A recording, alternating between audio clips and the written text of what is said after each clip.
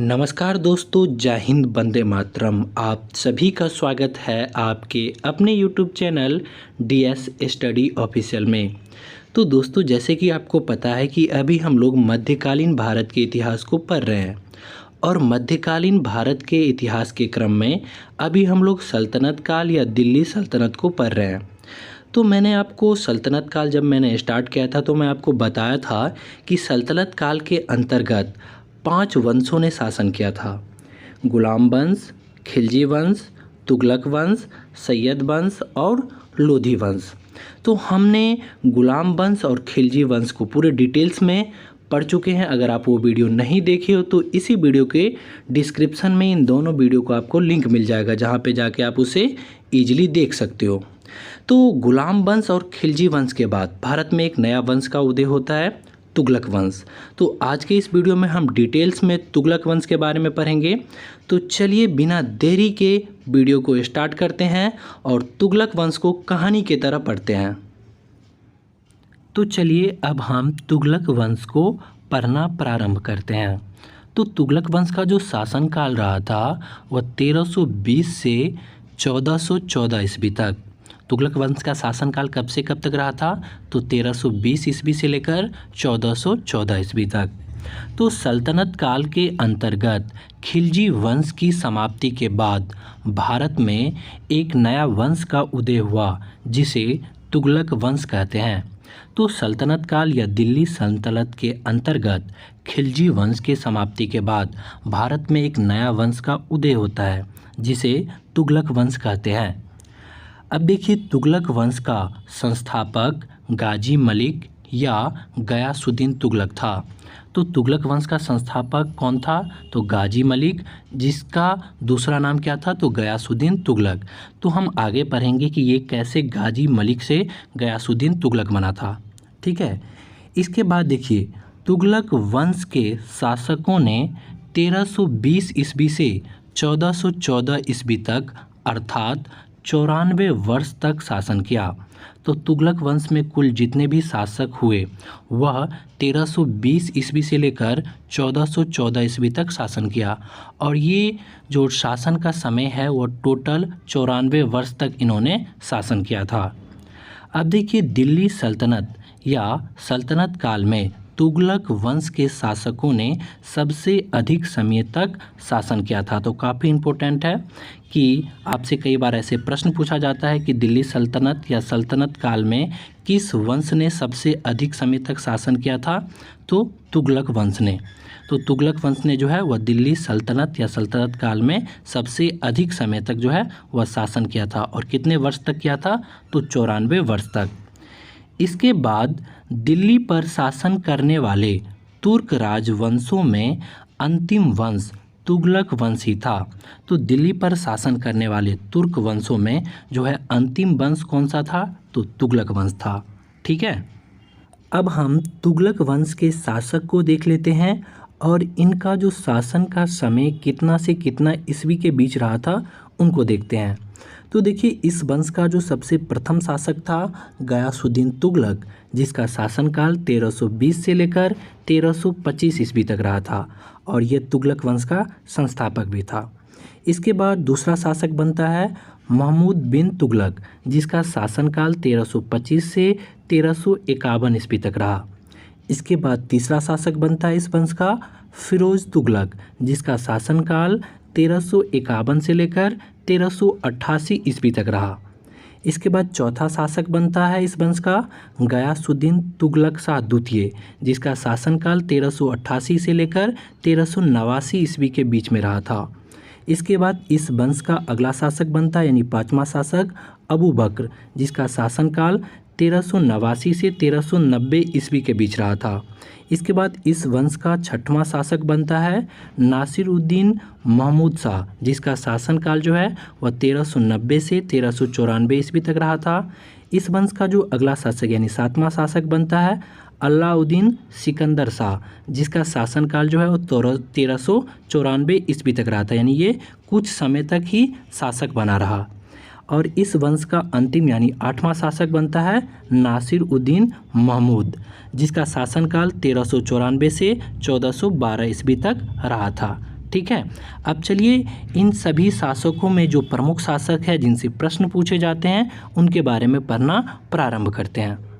तो इस वंश का सबसे पहला शासक जो है और इस वंश का संस्थापक गयासुद्दीन तुगलक या गाजी मलिक, जिसका शासनकाल जो है वो 1320 से लेकर 1325 ईस्वी तक रहा था।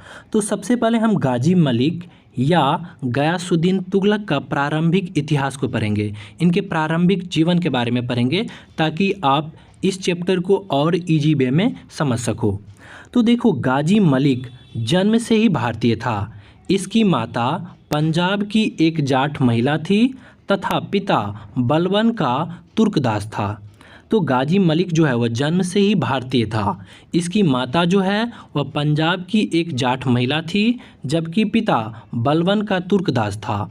जब हम गुलाम वंश पढ़े थे बलवन के बारे में, तो यही बलवन का यह जो है वह तुर्कदास था। ठीक है।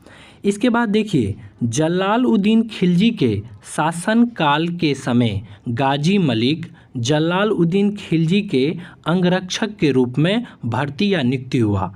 तो जलालुद्दीन खिलजी जो खिलजी वंश का संस्थापक था, उसके शासनकाल के समय ये जो गाजी मलिक है वह जलालुद्दीन खिलजी का अंगरक्षक यानी बॉडीगार्ड के रूप में भर्ती या नियुक्ति होता है उसका। ठीक है। इसके बाद अलाउद्दीन खिलजी के शासनकाल में उसे सीमा रक्षक के पद प्रदान किया गया। इसकी योग्यता को देखकर अलाउद्दीन खिलजी ने अपने शासनकाल के समय इसे सीमा रक्षक का जो है पद से नियुक्त किया।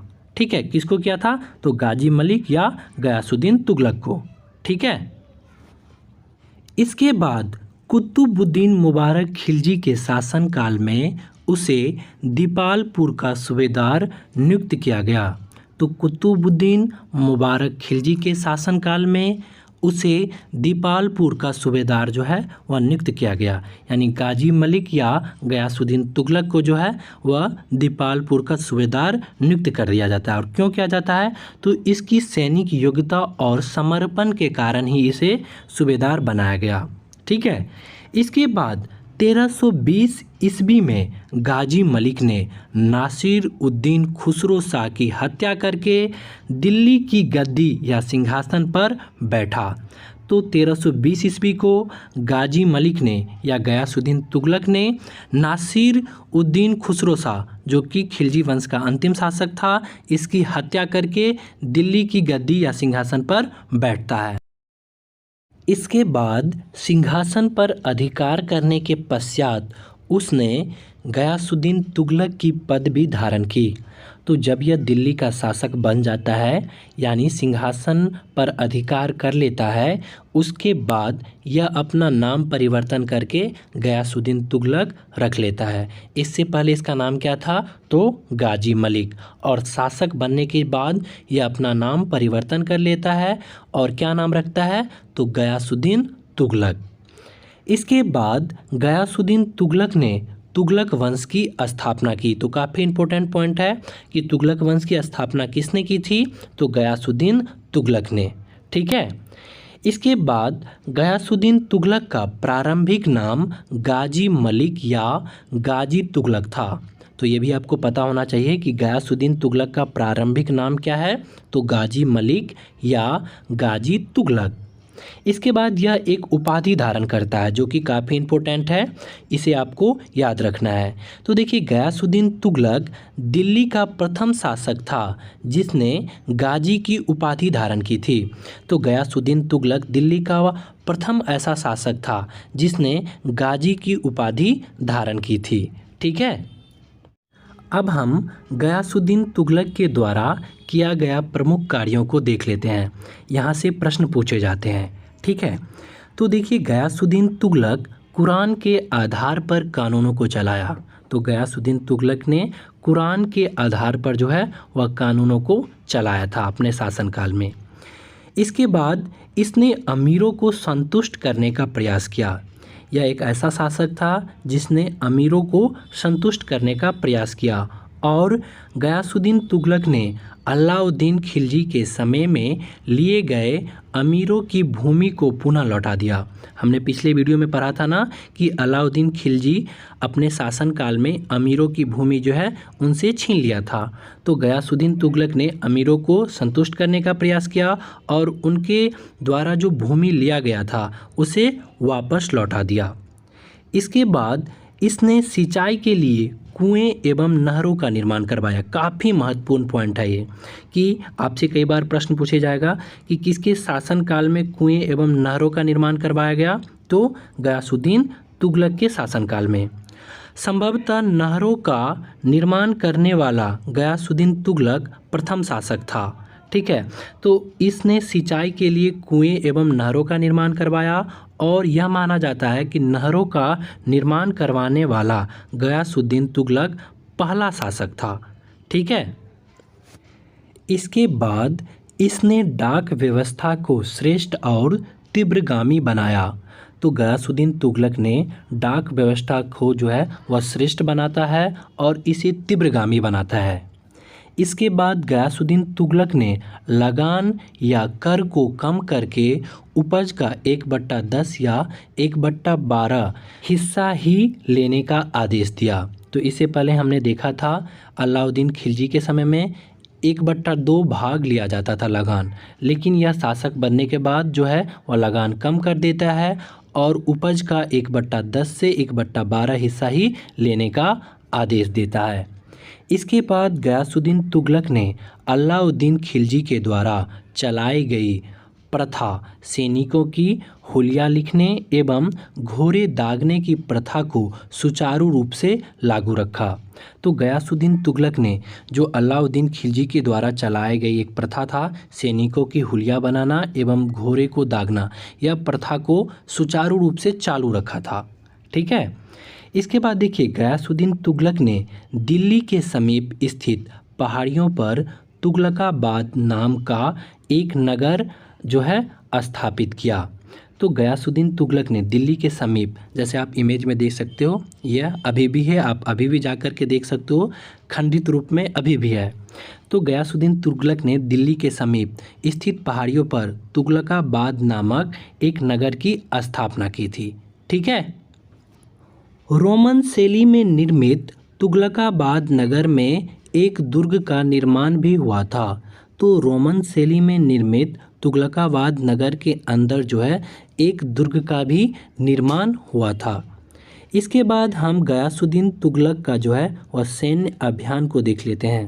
तो देखिए गयासुद्दीन तुगलक ने 29 बार मंगोल आक्रमण को विफल किया। तो गयासुद्दीन तुगलक जो था वह कुल 29 बार मंगोल आक्रमणों को विफल किया था। इसके बाद तेलंगाना के राजा प्रताप रुद्रदेव के खिलाफ उसने अपने पुत्र जुना खां को वारंगल भेजा और वहाँ पर जो है वह विजय प्राप्त किया। इसके बाद जाजनगर जो कि उड़ीसा में सैन्य अभियान किया गया। इसमें उगुल खां, जिसका दूसरा नाम जुना खां था, जुना खां की विजय हुई थी। यहाँ भी उसका विजय हुआ था। ठीक है, अब चलिए आगे देखते हैं। इसके बाद गयासुद्दीन तुगलक का अंतिम सैन्य अभियान बंगाल के विद्रोह का दमन था। तो गयासुद्दीन तुगलक का अंतिम जो है सैन्य अभियान कहाँ था, तो बंगाल में जो विद्रोह हुआ था उसको दमन के लिए था। ठीक है, इसके बाद गयासुद्दीन तुगलक की मृत्यु 1325 ईस्वी में बंगाल के अभियान से लौटते समय जूना खां द्वारा निर्मित लकड़ी के महल में दबकर हो गया था। तो जब यह बंगाल के अभियान से लौट रहा था 1325 ईस्वी में, तब यह जूना खां के द्वारा निर्मित एक लकड़ी का महल था, उसी में इसके दब करके जो है वह मौत हो जाता है। कई इतिहासकारों का मानना है कि इसमें जूना खां का ही जो है षड्यंत्र था, यानी हाथ था। ठीक है, अब हम इस वंश का दूसरा शासक मोहम्मद बिन तुगलक या जूना खां के बारे में पढ़ेंगे, जिसका शासनकाल जो है वो 1325 से 1351 ईस्वी तक रहा था। तो देखिए गयासुद्दीन तुगलक के मृत्यु के बाद तुगलक वंश का अगला शासक जूना खां बना। तो जब गयासुद्दीन तुगलक की मृत्यु हो जाती है, मृत्यु के बाद इसका अगला उत्तराधिकारी जो है वो कौन बनता है, तो जूना खां बनता है। ठीक है। तो चलिए अब जूना खां के बारे में पढ़ते हैं हम। जैसे कि हमने पिछले स्लाइड में देखा था कि गयासुद्दीन तुगलक के मृत्यु के बाद जूना खां जो है तुगलक वंश का अगला शासक बनता है। अब देखिए जूना खां जो है वह गयासुद्दीन तुगलक का पुत्र था। तो जूना खां कौन था? तो गयासुद्दीन तुगलक जो तुगलक वंश का संस्थापक या प्रथम शासक था उसका पुत्र था। इसके बाद जूना खां ने मोहम्मद बिन तुगलक के नाम से दिल्ली के गद्दी पर बैठा। ये जूना खां जो है वह जब दिल्ली का शासक बनता है तो अपने नाम को परिवर्तित कर लेता है और अपना नाम क्या रखता है? तो मोहम्मद बिन तुगलक। इसके बाद मोहम्मद बिन तुगलक दिल्ली सल्तनत के सर्वाधिक विद्वान शासक था। यह जो था वह दिल्ली सल्तनत में सबसे पढ़े लिखे शासक था जो खगोलीय शास्त्र, गणित, विज्ञान एवं आयुर्वेदा सहित अनेक विद्याओं में माहिर था। तो कई बार यहाँ से प्रश्न पूछे जाते हैं कि सल्तनत काल या दिल्ली सल्तनत में सबसे अधिक पढ़े लिखे शासक या विद्वान शासक कौन था? तो मोहम्मद बिन तुगलक। ये आपको पता होना चाहिए। इसके बाद मोहम्मद बिन तुगलक को सन की बादशाह कहा जाता था। यह जो है एक प्रकार से सन की बादशाह के रूप में इसे इतिहासकारों ने देखा था। साथ ही इतिहासकारों ने इसके सन की भरी योजनाओं के कारण इसे स्वप्नशील, पागल एवं रक्त पिपासु कहा है। तो देखिए इसकी कुछ योजनाएं थी जो विफल रहा। कहावत है कि ये पढ़ लिख कर भी मूर्ख था, क्योंकि ये जितने भी योजनाओं को लेकर आया, ठीक है, वो सारा विफल रहा, जो कि हम आगे देखेंगे। ये कुछ योजनाओं को लेकर के आता है, वो सारा योजनाओं जो है वो विफल रहता है। तो इसलिए इतिहासकारों ने इसे स्वप्नशील, पागल एवं रक्त पिपासु कहा है। ठीक है। अब देखिए मोहम्मद बिन तुगलक के शासनकाल में दिल्ली सल्तनत की सीमा सर्वाधिक विस्तृत थी। तो बहुत इम्पोर्टेंट यह प्रश्न हो जाता है, कई बार एग्जाम में पूछा गया कि दिल्ली सल्तनत काल में किसके शासनकाल में जो है दिल्ली सल्तनत का सीमा सबसे अधिक था? तो मोहम्मद बिन तुगलक के शासनकाल में। इसके शासनकाल में जो है वह दिल्ली सल्तनत की सीमा जो है वह सर्वाधिक विस्तृत था, यानी सर्वाधिक बड़ा था। ठीक है। अब हम देखेंगे मोहम्मद बिन तुगलक की योजनाएं, क्योंकि यहाँ से कई बार प्रश्न पूछा जाता है और ये योजनाओं के लिए ही काफ़ी ज़्यादा फेमस है। ठीक है, क्योंकि ये जितने भी योजनाओं को लेकर आया वो सारा विफल रहा था। सबसे पहला योजना था इसका दोआब में कर वृद्धि। दोआब का मतलब क्या होता है? दो नदियों के बीच की जमीन या भूमि। तो गंगा और यमुना के बीच का जो भूमि था वह काफ़ी ज़्यादा उपजाऊ था। तो इसने क्या किया, इस बीच के भूमि पे जिसका भी अधिकार था वहाँ पे कर बढ़ाने का जो है इसने सोचा कि ये ज़मीन जो है काफ़ी उपजाऊ है, तो यहाँ पे हम कर ज़्यादा लेंगे। सेकेंड इसका योजना था राजधानी परिवर्तन। यह जो है वह दिल्ली से अपना राजधानी दौलताबाद को लेकर जाता है। तो ये अपना राजधानी भी परिवर्तन करता है, इसके बारे में हम डिटेल्स में पढ़ेंगे। इसके बाद थर्ड सांकेतिक मुद्रा का प्रचलन। यह एक सांकेतिक मुद्रा चलाता है। ठीक है, तांबे का और कांसे का यह सिक्का चलाता है जिसका मूल्य जो है वह चांदी के सिक्के के बराबर रखता है। तो यह योजना भी इसकी असफल रहता है। इसके बाद चौथा इसका योजना था खुरासान कराजल सैन्य अभियान। तो यह खुरासान और कराजल पर जो है वह सैन्य अभियान करता है। यह भी योजना जो है इसका विफल रहता है। तो इसको डिटेल्स में पढ़ेंगे। तो चलिए अब हम एक एक योजना को डिटेल्स में पढ़ते हैं। सबसे पहले हम दोआब में कर वृद्धि के बारे में पढ़ेंगे। तो सबसे पहला इसका योजना था दोआब में कर वृद्धि, जो कि 1326 से 1327 ईस्वी तक चला था। तो देखिए मोहम्मद बिन तुगलक ने दोआब यानी दो नदियों के बीच की भूमि क्षेत्र में लगभग 50% तक कर में वृद्धि की, लेकिन दुर्भाग्यवश उसी वर्ष भयानक अकाल पड़ा, किंतु तुगलक के अधिकारियों ने जबरन कर वसूल किया। तो देखिए इसने जो दोआब का कर लगाया, जिस वर्ष ये कर लगाता है उसी वर्ष उस क्षेत्र में भयानक अकाल पड़ जाता है। इसके बावजूद जो तुगलक के अधिकारी थे उसने जबरन कर वसूला था। तो सबसे पहले ये क्या करता है, दोआब के क्षेत्रों में यानी दोआब का मतलब मैंने आपको पहले ही बता दिया, दो नदियों के बीच की भूमि। तो गंगा यमुना नदी के बीच की जो भूमि थी वहाँ पे इसने दोआब का कर लगाया और कर को बढ़ा करके 50% कर दिया। लेकिन दुर्भाग्यपूर्ण, जिस वर्ष यह कर लगाता है उसी वर्ष भयानक अकाल पड़ जाता है। अकाल के बावजूद भी तुगलक के जो अधिकारी थे उसने जबरन किसानों से कर वसूला था। तो यहाँ से दो प्रश्न बनता है जो कि काफ़ी इम्पोर्टेंट है कि दोआब का कर किसने लगाया था, तो मोहम्मद बिन तुगलक ने। और किसके शासनकाल में भयानक अकाल पड़ा था, यानी सल्तनत काल के किसके शासनकाल में जो है भयानक अकाल पड़ा था, तो मोहम्मद बिन तुगलक के शासनकाल में। इसके परिणाम स्वरूप किसानों ने विद्रोह कर दिया और यह किसानों का पहला विद्रोह था। तो यह जो जबरन कर वसूला इसके कारण किसानों में विद्रोह हो गया, किसान जो है विद्रोह करना स्टार्ट कर दिया और यह किसानों का पहला विद्रोह था। अंततः मोहम्मद बिन तुगलक की यह योजना असफल रही। जब किसानों ने विद्रोह कर दिया, भयानक अकाल पड़ गया, तो जो है किसान कर देने में असफल रहा और उसके बीच जो है वो विद्रोह हो जाता है। तो अंततः मोहम्मद बिन तुगलक का यह जो योजना है वह पूरी तरीके से असफल रहा।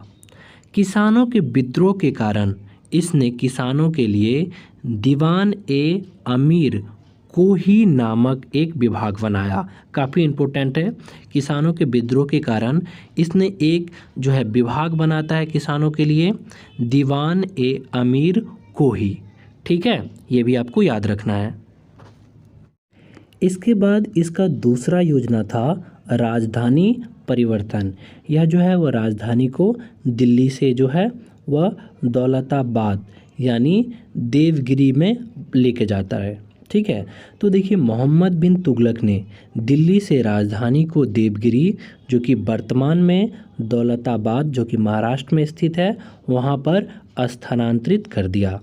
तो मोहम्मद बिन तुगलक ने राजधानी परिवर्तन किया। काफ़ी इम्पोर्टेंट है।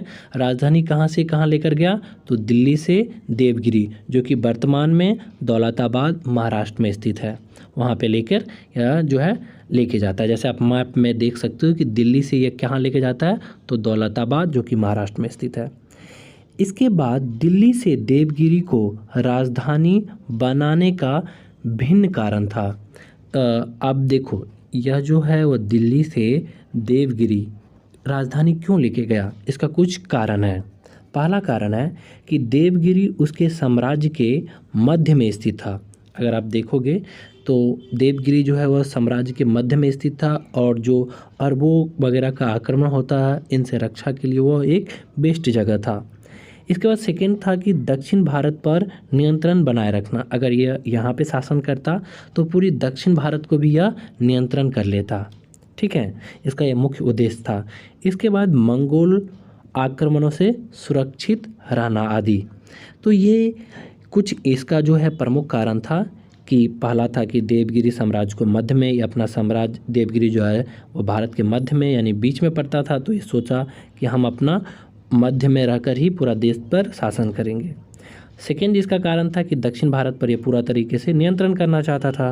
और थर्ड, मंगोल आक्रमण जो हो रहा था उससे सुरक्षा पाने के लिए भी यह सटीक जगह था।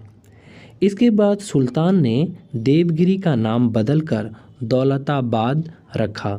तो ये जो है मोहम्मद बिन तुगलक ने ही देवगिरी का नाम बदलकर क्या रखा था, तो दौलताबाद रखा था।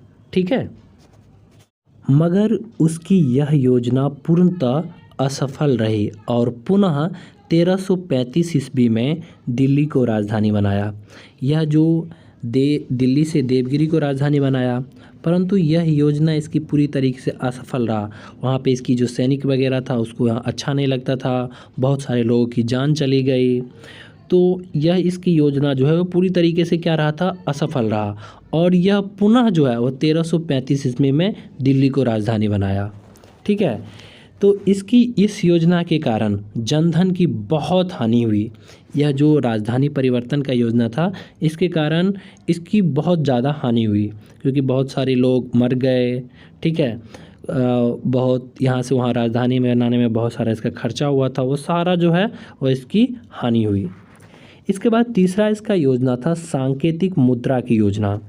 तो देखिए मोहम्मद बिन तुगलक ने तांबे और कांसे के सांकेतिक मुद्रा यानी सिक्के चलवाया, जिसका मूल्य चांदी के सिक्के के मूल्य के बराबर होता था। तो मोहम्मद बिन तुगलक ने तांबे और कांसे की जो है वह सांकेतिक मुद्रा चलाता है, जिसकी वैल्यू जो है वह चांदी के सिक्के के बराबर रखता है। इसके बाद मोहम्मद बिन तुगलक ने सांकेतिक मुद्रा यानी सिक्के के निर्माण की विधि गुप्त नहीं रखा। परिणाम स्वरूप पूरे राज्य में नकली सिक्के बनने लगे। यह जो सिक्के बनाने का तकनीक था उसको सुल्तान के द्वारा जो है वह गुप्त नहीं रखा गया। इसका परिणाम ये हुआ कि लोग अपने घर में जो तांबे के बर्तन वगैरह का यूज करते थे उसे सिक्के के रूप में ढालना प्रारंभ कर दिया। ठीक है। इसके बाद इसका अगला अभियान होता है कराचल पर।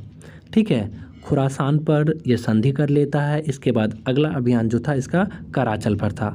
तो देखिए कराचल अभियान के दौरान एक विशाल सेना दुर्गम जंगल व पहाड़ी रास्तों में भटक गई व स्थानीय लोगों ने पत्थरों से ही सैनिक को खदेड़ दिया। तो होता क्या है, जब ये कराचल पर अभियान भेजता है तो काफ़ी ज़्यादा सेना जो है वो जंगलों में पहाड़ों में भटक जाता है और वहाँ के जो स्थानीय लोग हैं उनकी हत्या कर देता है, उनको पत्थरों से मारता है और उसे खदेड़ देता है। इब्न बतूता के अनुसार इतनी विशाल सेना में से लगभग 10 सैनिक ही बचकर दिल्ली आ पाए थे। इस प्रकार सुल्तान की यह योजना भी असफल रही। तो इब्न बतूता के अनुसार जो ये विशाल सैनिक भेजा गया था, ठीक है, इसमें से सिर्फ 10 सैनिक ही बच करके जो है वह दिल्ली वापस आया था और इस प्रकार सुल्तान की यह योजना भी असफल रही थी। अब देखिए मोहम्मद बिन तुगलक के शासनकाल के समय मोरिस्को की यात्री इब्न बतूता भारत की यात्रा पर आया था। तो ये इब्न बतूता जो था वह मोरिस्को का यात्री था जो कि मोहम्मद बिन तुगलक के शासनकाल में आया था। तो काफ़ी इम्पोर्टेंट है, आपसे कई बार प्रश्न पूछा जाता है कि मोहम्मद बिन तुगलक के शासनकाल में मोरिस्को की कौन यात्री आया था, तो उसका नाम याद होना चाहिए आपको, इब्न बतूता। ठीक है, उसका नाम क्या था, तो इब्न बतूता। इसके बाद मोहम्मद बिन तुगलक के शासनकाल में 1336 ईस्वी में विजयनगर साम्राज्य एवं 1347 ईस्वी में बहनी साम्राज्य की स्थापना हुई। तो मोहम्मद बिन तुगलक के शासनकाल में ही 1336 ईस्वी में विजयनगर साम्राज्य की स्थापना हुई या अपने आप को स्वतंत्र साम्राज्य बना लिया एवं 1347 ईस्वी में बहनी साम्राज्य की जो है वह स्थापना होती है। तो इसके बारे में हम पढ़ेंगे विजयनगर साम्राज्य और बहनी साम्राज्य के बारे में अगले वीडियो में, जब सल्तनत काल समाप्त हो जाएगा इसके बाद। ठीक है, तो ये दो जो है साम्राज्य की स्थापना होती है किसके शासनकाल में, तो मोहम्मद बिन तुगलक के शासनकाल में। इसके बाद मोहम्मद बिन तुगलक गुजरात में विद्रोह को कुचल कर तांगी को समाप्त करने के लिए सिंध की ओर बढ़ा। तो मार्ग में थट्टा के निकट गोंडाला पहुंचकर वह गंभीर रूप से बीमार हो गया। यहाँ पर सुल्तान की 20 मार्च 1351 को मृत्यु हो गई।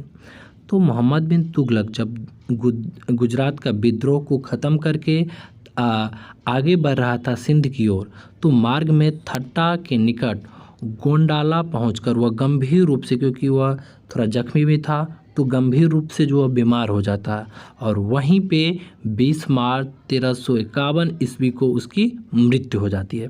अब देखिए इसके मृत्यु के बाद कुछ इतिहासकारों का मत है। तो देखिए इतिहासकारों के अनुसार, एक इतिहासकार है बदायूनी के अनुसार, सुल्तान को प्रजा को सुल्तान से मुक्ति मिली। जब मोहम्मद बिन कासिम की मृत्यु हो जाती है तो बदायूनी लिखता है कि सुल्तान को प्रजा से और प्रजा को सुल्तान से मुक्ति मिली।